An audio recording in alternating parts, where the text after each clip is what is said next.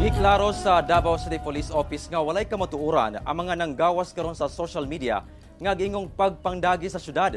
Gani nanawagan ang kapulisan sa katawhan nga undangon ang pag-post o pag-share og mga dili lehitimong panghitabo. Sanglit ginasubay na nila karon ang posibleng pagpasangat og reklamo sa mga mag-post og sayop nga impormasyon. Ani ang report.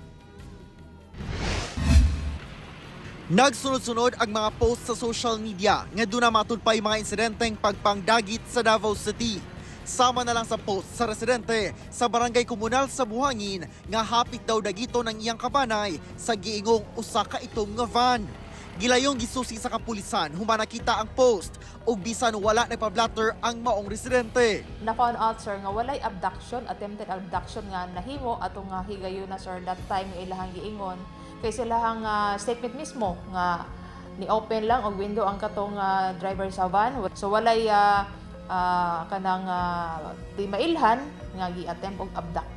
Doon na say laing nag-post ug nag-share labot sa giingong insidente sab sa pagpangdagit sa syudad.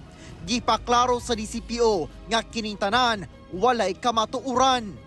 Ginasubay na sa kapulisan ang mga nagpaluyo sa maong post alang sa posibleng pagpasangat og reklamo ubos sa Revised Penal Code ug Cybercrime Prevention Act of 2012.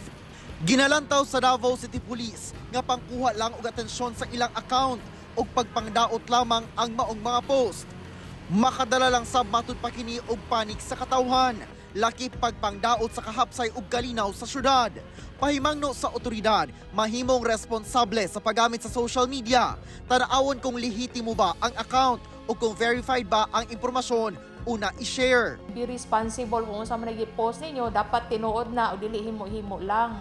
Kauban si Melchor Awing sa kamera. Ako si Orgil Relator. 1 Mindanao.